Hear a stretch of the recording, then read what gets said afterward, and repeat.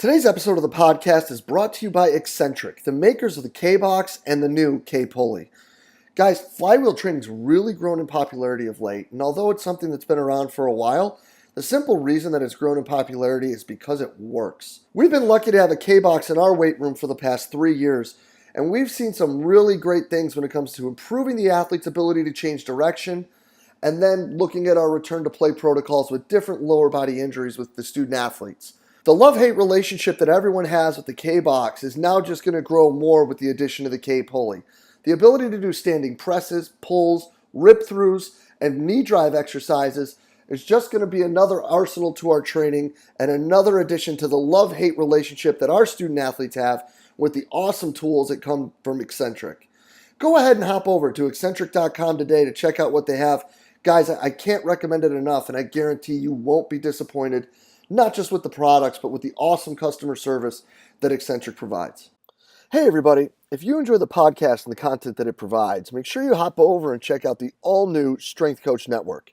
The Strength Coach Network is a combination of the CVA SPS community and the Rugby Strength Coach community, bringing you what is sure to be the internet's leading resource for continuing education for strength and conditioning professionals.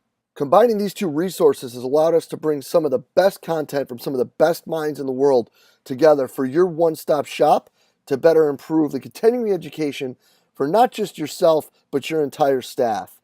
Bringing together all of the lectures from the Rugby Strength Coach community, along with the lectures exclusively done for the Central Virginia Sport Performance community, and all the lectures performed at the Central Virginia Sport Performance Seminar, make this an absolute must for performance coaches around the world. The world-class lectures at the Strength Coach Network are not all that you'll see as well. The discussion in the forums and the support and the career guidance from some of the top practitioners in the world, from people all over the world, makes this an absolute must and a great place for you to network, learn, and grow as a performance professional. So hop on over to strengthcoachnetwork.com and use the code CVASPS, that's C-V-A-S-P-S, to get your 48-hour trial for only $1. We're sure you're going to find great value in the Strength Coach Network and are really excited to have you involved. So hop on over to strengthcoachnetwork.com and use the code CVASPS to check it out today. Hello, and welcome to the podcast. Today, guys, I have the absolute pleasure of sitting down and talking cricket with Darren Veness. Guys, cricket's a new sport for me, so breaking this down with Darren was pretty awesome. He starts out sharing with us how he got into the sport, and then really dives into it with how he's evaluating these guys, the challenges that he sees with the schedule, and how he ends out making accommodations to the training and rehabilitation, not just based off their schedule, but also the vast array of training ages of athletes he gets to work with. He then really dives right into programming and how things change as players age, as the focus of the program, and what he's looking at specifically when it comes to making sure they're healthy first, and then building on performance. And again, how they work around their match schedule with these guys, and how they do work based on some common injuries that you see within the sport. This is really an awesome talk, guys. I hope you enjoyed as much as I did. Let's get right to it. Darren, thank you so much for spending the time with us today. Absolute pleasure, mate. Was it? Yeah. Oh, dude, I'm so excited for this because we're going to talk about something that I think a lot of the listeners in America are going to be like, what? But you're rolling there in cricket. So let's talk first. How did you get into it? How did you get to the club you're in? And then let's talk about what you're doing out there, because this is an interesting scenario, I think. Okay, so I've been this is my 23rd season in the sport now. So 23 years in cricket, in professional sport. Got into it, basically got to know a guy who at the time was a player, talking to him about physical performance and moving things forward, and things that I took for granted that potentially back in the mid-90s weren't really being done in the sport. Talking about other things like sports nutrition and basic levels of physicality. And he then became the head coach of another club that's sort of southwest England, Somerset. And so he took over as head coach, and he asked me to go down and and worked there doing a combined role, sort of a bit of sports therapy, bit of strength conditioning, which over the years evolved into a full-time S&C role, and I've been doing that ever since. And then I got a call from a rival club last year, and basically it was an offer I couldn't refuse. So I've made the move from southwest to southeast, and I'm now in Surrey in London. So central London, just down the road from Houses of Parliament and Big Ben, and biggest club in the country. I love it. So then, now getting into the club, let's talk about what you're working with. You've got a pretty wide array of athletes when it comes to age and experience levels. So let's Yeah. first talk about the setup at the club, and then let's get into how that training breaks down.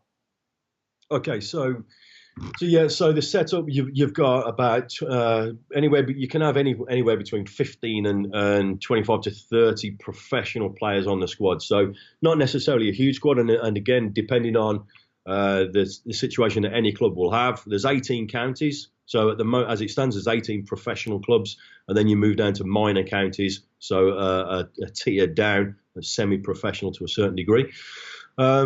So where we are, you can have normally around about 25 professional lads on the squad, on the staff. Age range, that can flip between 17 to 18 through to potentially early 40s. So there's a huge spread across the age groups because the game. There's definitely a bias to the skills. People used to talk about cricket being a skills-based sport. I disagree with that simply because of the fundamentals of physicality that you see day to day. The lads will, sprint, dive, twist, turn, jump, throw, and at any given opportunity for up to 6 hours a day, 4 or 5 days a week. So there's a huge physical component to it. But there's no doubt that a lot of the guys are measured on, the runs that they score or the wickets that they get when they bowl. So it's definitely a skills bias sport. So having that skills bias, as they get older, they get cannier, they get smarter, they get wiser, they understand their game, they learn their craft, and they can still function at a high level. So huge spread of ages, lots of different variables. Yes, and then the huge variable that a lot of American coaches right now are probably sitting here saying is, you said how many hours a game? Yeah, yeah. I mean, it's pretty unique to the sport. There's no doubt about that. So yeah, a championship game, which we will play, probably around about 14 games in a season. So seasons run from April to September, up to 14 games of that format. Then we will play a shorter format, and then a third even shorter still format. So our games get broken down by overs to a certain degree. So a bowler will bowl 6 balls at a batter. That is 1 over. So in a championship game, you'd have 96 overs roughly in a day, and that will go over 4 days. Then we play a 1-day format, which is 50 overs per side. So you play 50 overs, and you're in the field for 50, and then you're bat for 50. And then we have a 20-20 format, which is at the moment probably the most visible across the world stage and the most popular short version of the game. Gets a huge amount of publicity across the world. Very big in India, in Australia, obviously here in England, and New Zealand, big as well. So there's it's a big game. A lot of the games we've got plenty of games played in different franchises now as well, Abu Dhabi and UAE. So there's lots of opportunity to be exposed to that format of the game. It's pretty intense. Yeah, it sounds it. Now, when you're dealing with a 22 to 23 year age swing as well, and looking at what you just said, it is a 4-day match. That's a lot of parameters to work around when it comes to the physical development. So let's talk about how Darren sets that up. Like, what are you looking at with your guys? How are you building these teams? How are you putting things together in still keeping the skill-based sport idea, if we may? So again, I mean, you'd do the same thing that any respectable coach would do. You'd sit down and you have a needs analysis of the sport. So you look at what are the fundamentals, what do you see day to day, and what you'll see plenty of repeat sprints. There'll either be a change of direction and then a straight line sprint of varying velocities. You'll see 180-degree turns. So if you've got the batters, repeated accelerations, as late as possible decelerations to maintain high speed, 180 turn and back again. So you'll see multiple scenarios of that. Then the throwing, the diving, the twisting, the throw, the bowling, all of those factors. You're trying to make sure that you're covering the general physical characteristics that are the fundamentals of the sport, and then the individual scenarios to make sure that you're addressing the injury prevention aspects of the game and the lads that you're dealing with. So again, you've got your best case scenario. You've got your ideal spectrum, and you'll have with the younger lads that are coming into their peak, you'll be building them towards what you see as an ideal situation for the sport. So that could be good, high quality maximal strength, basic fundamental movement patterns with high degrees of load, the capacity to produce force. Well balanced, well structured as a physical specimen, tick all the boxes with the basic criteria that we're looking for. So good conditioning, plenty of repeat sprintability, good explosive strength, good maximal strength, plenty of mobility, good trunk control, shoulder girdle, shoulder joint, fantastic control there.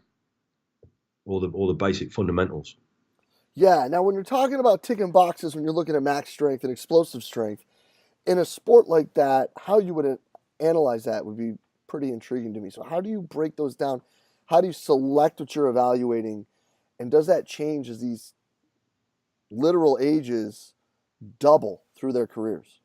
Yeah, 100%. Yeah, changes significantly. So I don't think we're any different with our basic fundamental measurements. If you look at the research, Dr. Tim Sushima, some outstanding work. The data collection that he's put together, his muscular strength article back in 2016. They're looking at 2 times body weight in a back squat. Yeah, 100%. So lower limb strength qualities where you can produce 2 times body weight. Relative strength is a big factor for us. So those relative strength qualities that flag up in research, they're always going to be of interest to me. It's a sport where ground reaction forces for us are quite a significant factor. So relative strength is one that I'm always looking at. I'm not a fan of guys carrying too much non-functional mass. Now that could be but down to a hypertrophy program, and they're carrying too much muscle. If it's not relevant to what they need, then all it's doing is adding stress. If it's adding stress and there's not enough payoff, then the cost to benefit ratio is swinging too far away from me. And then the other thing we can look at is non-functional mass. We need these boys relatively lean. We don't need too much. We use the ISAC 8-site protocol. Maximum from an ECB, our governing body, they're looking at no more than 80 and 80 millimeters total with the 8 sites, and we'd be looking to have that much nearer sort of 70 or 60 realistically. So lots of ground reaction force, lots of stress. So again, if we can figure out a way to control and manage that, then that's a big part of the programming. Then if we're talking explosive qualities as well, we're starting to bring in Olympic lifting derivatives as well, and those aspects of training. So they're a big part of our measurements tools too. As they move further on through their age, it's about making sure that they're still capable of doing as much as they possibly can for as long as they possibly can. So there's no doubt that it's professional sport. You pick up injuries as you go. And one of the things that we'd be looking at is balancing that with the needs of the athlete. If injuries have accumulated, then it's that injury prevention strategy, whilst also maintaining enough that they can still contribute to the squad. I love it. So let's keep running that way. So how do you then determine then, because of these injuries, what other physical evaluations are you looking at? You were talking about the shoulder girdle and things like that. Like, what are you breaking down based on injury history in order to make sure that Darren's driving these guys the right way? Yeah, I mean, again, with the shoulder, we'll see similar things to the baseball scenario with your fielders and your pitchers. So we'll start to see shifts with dominant and non-dominant arm. You start to see change in glenohumeral range, scapular control with the dominant arm again. So again, making sure that they can function completely, making sure that we don't lose any of the physical qualities whilst accepting that there will be a transition from the non-dominant arm. You see those movement patterns change, and making sure that we're addressing all of those basic functions. So something like simple scapular control as well. We need to address those qualities all the way through. If the scapula is functioning well and the shoulder girdle functions well, then 9 times out of 10 we'll see that shoulder joint coping with the stresses.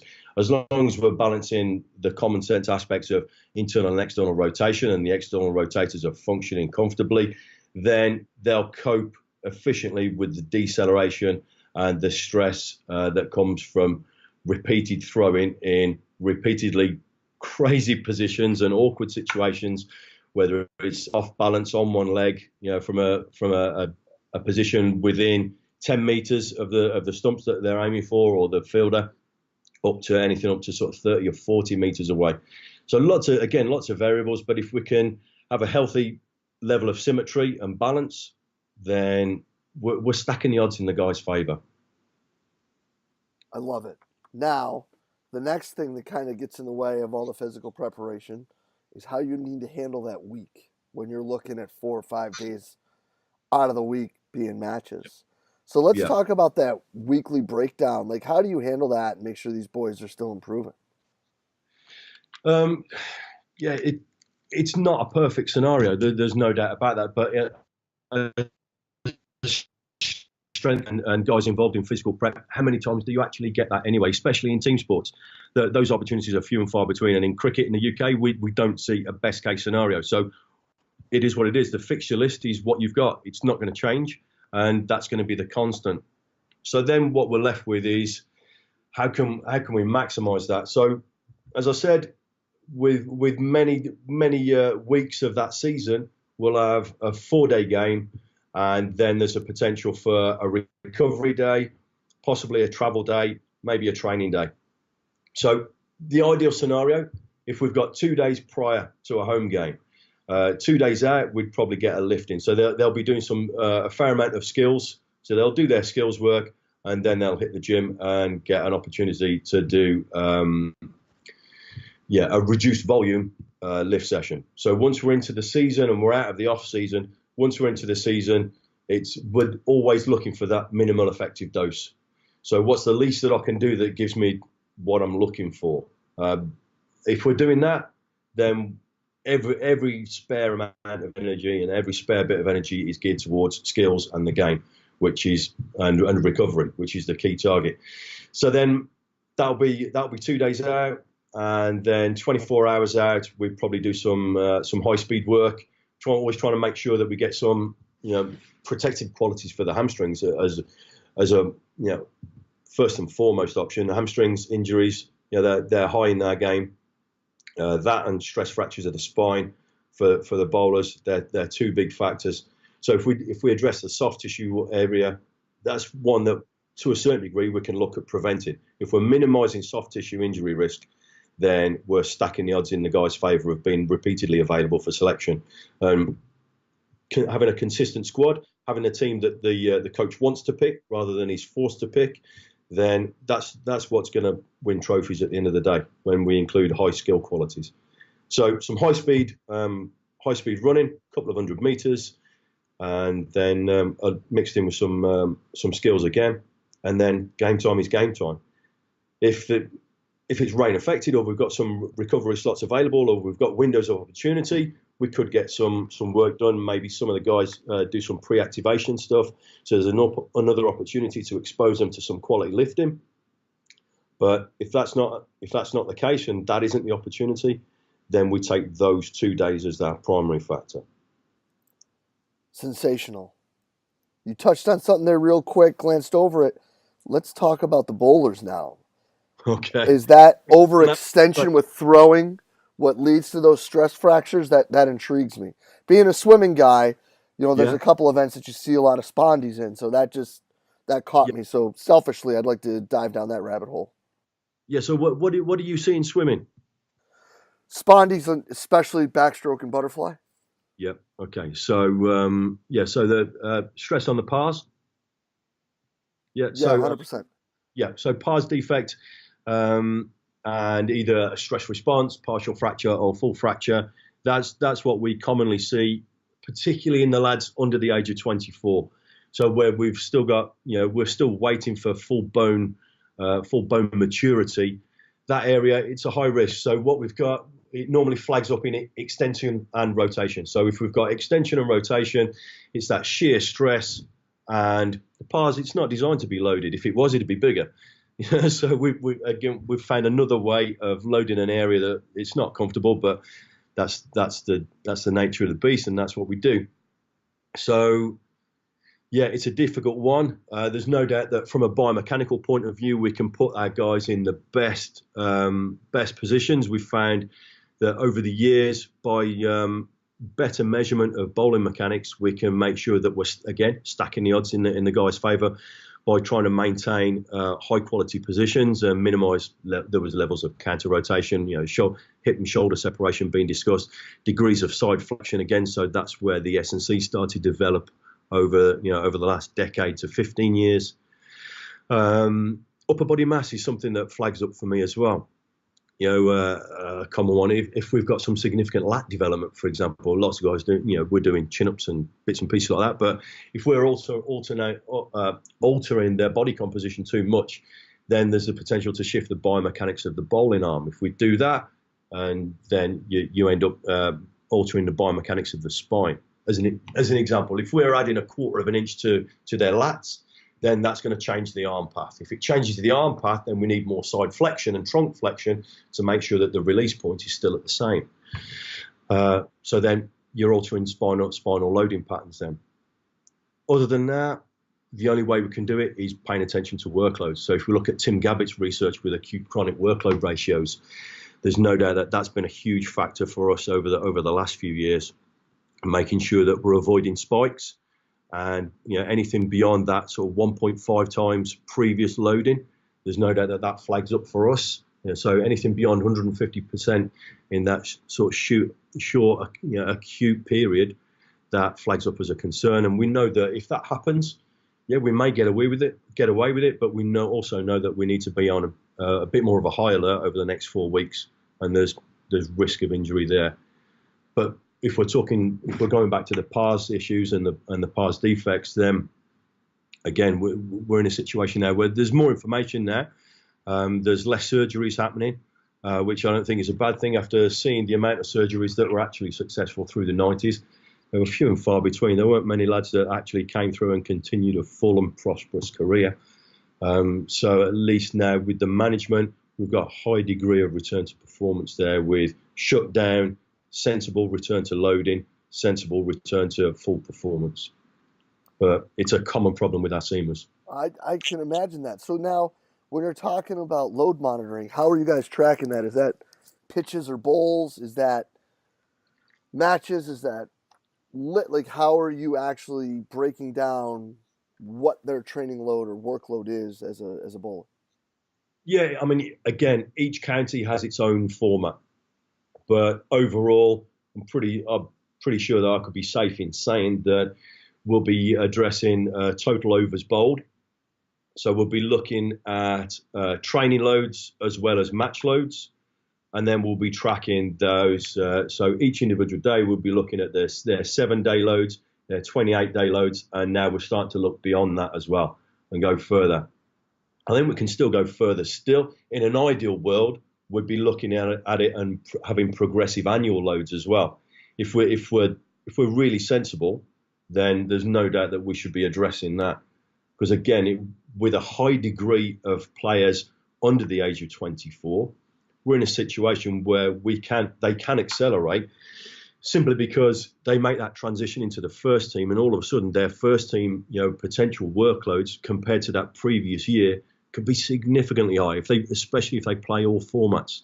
So if they play the 4-day game, if they play the 50 over game, if they play the 20 over game, that's a massive potential spike in annual workload. So I think that's another aspect. We can take things deeper still beyond Tim Gabbett's current work and just start to look at that. And if we can map those patterns out, then I think we're stacking the odds in the players' favour, and we're going to help for a smoother transition into the professional ranks from the almost like the semi-professional loading workloads of like maybe second team and academy loads from school loads and club cricket. But if we can address those qualities and keep that pathway a little bit smoother, and then once they're up, again, if we can keep them relatively high and have minimal crashes and minimal drops in workload so that we don't have the subsequent spike, then again, wave loading by that point, if we can get through the season having a sensible adjustment of load, then I think that's given us the best opportunity to keep these guys on the park day in, day out. I love it. So then when you're looking at this, how does your programming then differ with the bowlers and the players? Yeah, with the bowlers, if we're looking at, some of the counties will have opportunities to collect GPS data as well. So we'll be looking at overall workloads with regards to ground covered, so mileage covered. So some of the seamers, they can have anything up to 20 Ks a day. A fair bit of that below 15 Ks an hour. So what you'd normally class as, low stress and low load, sort of walking, jogging, that kind of scenario, but still significant daily loads of impact. So there's no doubt that when you're looking at any additional running programming with the seamers, it's pretty low, it's pretty minimal. So we're looking at those high speed intervals and those high speed interventions just to make sure that we're covering those aspects, because they're going to crop up from time to time. But there's no doubt that it's a fine line when you're dealing with the age spread as well and the potential of previous injury history. Let's make sure that if we can figure out a minimal effective dose with each individual, then we're looking to address that. But again, it depends on previous workloads. If they've had a significant block of time in the field, then we just need to shut them down to a certain degree. Yeah, of course, because, at the end of the day, like you were saying earlier, primary objective is always availability. Yeah, 100%. If they're not on the park, then how the hell can you actually look to build a high quality season? As I said, the coaches, they need to choose the team that they want to choose. We built this squad with a structure in mind. So you have different specialities. So if you've got that design, then you need that available for every match. Now that each time we go to a different ground, you'll have different wickets. So, some may spin and turn more, some may bounce more. So your selection criteria will adjust depending on the opposition and the venue that you're playing at. In the ideal world, in the ideal scenario, what we're always trying to work towards is that those are our only variables. If we can make sure that we're doing that and the coach picks the team he wants to pick, we're moving forward. We're moving forward significantly. So, soft tissue injuries is the biggest bugbear and the biggest issue. There's plenty of fractures, there's plenty of impact issues that we have. Every now and then there's a few concussions from impact with the ball again. And again, you manage those as they occur. But it's manipulation of the soft tissue injury situation that can make or break a season. Oh, no doubt about it. And I think that understanding that in a situation where you're playing 4 or 5 days out of the week and traveling on the 6th, makes that even a greater challenge. Definitely. And I don't see. Obviously, I've got a method and a format, and you're always manipulating away or to and from your basic fundamentals, and you stick to your philosophy. If you've seen it work repeatedly, That's your core plan. That's your core strategy, and then you'll manipulate it for whatever individual is in the squad at any given point. But yeah, those basic fundamentals, like I said, weekly training, weekly load, regular stress. It's you're making sure that we don't have any significant deterioration in any of the physical qualities. So as soon as they're deteriorating physically, then you're shifting their injury risk. So we have to make sure that I'm not a fan of the phrase maintenance. That pushes my buttons, if I'm honest, because I've never really been comfortable with that. I've never really seen that you're actually maintaining. You're either getting better or you're not. So I can cope with aggressive maintenance. I don't mind that as a terminology and a phrase. So yeah, okay. If all we do is not deteriorate, I'll cope with that. But we're always looking to improve. No doubt, because a day that you're not getting better is a day that's wasted. Yeah, 100%. And yeah, but balancing the recovery side of things as well. That's an area that yeah I've probably improved on over the years. Previously, when you're younger, you want to keep the lads working. Let's keep moving forwards. Let's keep moving forwards. And sometimes a solid day with your feet up is still a day moving forwards. And the more you recognise that, and the more you understand that, then I think the more you move forward as a coach. There's a lot of value to that, and that's something I've learned over the years too. Yeah, no doubt. I think that's something that all of us can be a little better with when it comes to understanding the time away and how that can help them be better, and how they're handling that can be both a pro and a con. Yeah, I mean, when you're talking about how they handle that as well, another big factor that flags up for us is the psychological load, the mental load, and the mental stress. Some of the research I did with my master's thesis, where I was looking at the acute effects of mental fatigue, and the repercussions that would have on cricket specific performance, and it was huge. Have you come across the Stroop test? I, I don't think I have. Right. Okay. So the Stroop test, it's a standardized psychological test. So basically, the word of a color flashes up on a screen, for example, or people use a card. So the word blue comes up, but it's written in green, and you have to mark off that it's green. All right. So what you got, it creates that interference effect. So the word pink comes up, but it's written in black. We've got to go for black. So that interference creates a mental stress and a mental load, and it's standardized psychological test, and it's been used quite a few times in this kind of research. Professor Sam Marcora is a big developer of this area of research and mental fatigue as a standalone quality. There's been a lot of work done in the ultra endurance sports, and they can see that there's a significant payoff with training these qualities, but there's also a significant consequence of mental fatigue. There's not too much research at the moment in field-based sports and team sports, simply because of the ability to structure the research.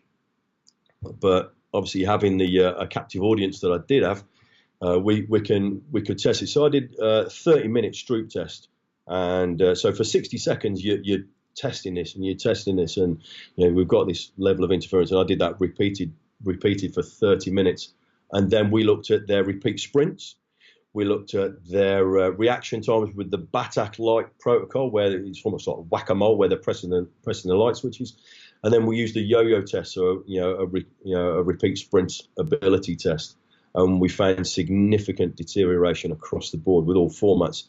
So your decision-making processes are going downhill rapidly within 15 minutes.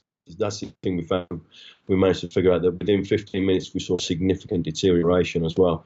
So if we can see mental deterioration and change in cognitive stress and cognitive loading and that impairing physical performance, if I can see that in 15 minutes, I've got a 4-day game going on. I've got repeated 2-hour bouts of progressively increased stressful period of concentration and focus and attention. So the mental load of a season is significant. When we add in multiple formats, when we add in contractual issues and all of the other life stresses that come along, trying to keep that plate spinning as well. Now that ignorance is no longer bliss, and I'm aware of that information, that's another factor that we're trying to build into the training protocol. I love it. That's a really interesting challenge to have to add in that. Oh, massively. Particularly with the situation that we often have in that early season and that pre-season phase where, I've been given free rein and I've had a huge block of S&C, and then we've integrated the skills aspects and we've been able to develop both of those qualities. And then we may have a few friendly games built up, which could be rain effective because our pre-season runs end of March to early April. So there's a possibility of rain affected games, so you don't actually get to do anything. There's a possibility of shorter formats of the game, so you don't do a huge amount. And then we go into our championship format where, as I said, 6 hours a day, prolonged bouts of concentration, focus and attention. We wonder why we find those early games difficult. So the ideal scenario, to be honest, is being able to find some fair weather opportunities to actually get some quality match play underway. If we can't do that, we need to look at other avenues, things like cognitive loading and mental loading, and using mental load plus the physical load that we've already built up and having almost like a total systemic load and building that in. And that could be the way that these things develop as time moves on. Not every county can afford to go overseas and play in the United Arab Emirates and have a couple of weeks in Dubai or South Africa or Australia. That it's not available to everybody. So figuring out that quandary could be the next step in our development from a sporting perspective. Yeah, but those travel trips have got to be a massive weight on the county teams. The pre-season trips. Yeah. Yeah, definitely. And again, I'm in a privileged situation here at Surrey where we've got the opportunity that we can take, the bulk of the squad. If lads are available, then they're on the tour. And if there's enough counties, then you can build an opportunity where you can progressively expose them, and we can have that progressive increase as we move into the season. And like I said, that's the ideal scenario, but it's not available to everybody. So then it becomes a juggling act of what's most appropriate and what's the best case scenario that they have. Yeah, no, I love it. Darren, I think that's a great spot to get us out with. But before we do, where can people find more about what you're doing? Where can they get in touch with you? Where can they see what you're doing? Yeah, I mean, if there's any interest whatsoever, there's bits and pieces on Instagram. You can find me on Instagram and Twitter as Darren Veness. There'll be a mixture of family stuff and work stuff. I probably need to separate the two if I'm going to do stuff a little bit more dedicated to performance. But at the minute, yeah, you'll either find a picture of the missus and the kids, or all of a sudden there'll be players doing some performance-related stuff. So there's a mixture of the two. But otherwise, yeah, I mean, get in touch. Send me a private message. Send me a direct message, Twitter or Instagram, if they want to talk more, and if it's of any interest to any of you guys over there. Fantastic, brother. Well, truly appreciate the time, Darren. This is fantastic. Thank you so much. Not a problem. Thanks a lot, Jay. All the best. Yeah, man. We'll be in touch real soon. Cheers, champion. Yeah. And a huge thanks to Darren Veness for spending the time with us today. Guys, open, honest, candid sharing. A guy really teaching me like what cricket is and sharing with us how, to look at these athletes and how he deals with them and how he builds them. I mean, the whole idea of playing a game that could last 4 days, it just blows my mind. So, Darren, keep up the awesome work, brother. Truly appreciate you and truly appreciate spending the time with us and being so open, honest, and candid with us today. And as always, guys, if you did enjoy the talk, please share it to the social media outlet of your choice. Facebook, Twitter, Instagram, whatever it may be. Again, we are just trying to get the best information out there to all the great coaches that we can. And as always, guys, thank you for everything that you do for us here at Central Virginia Sport Performance. We will be back next week with another awesome guest. We will see you then.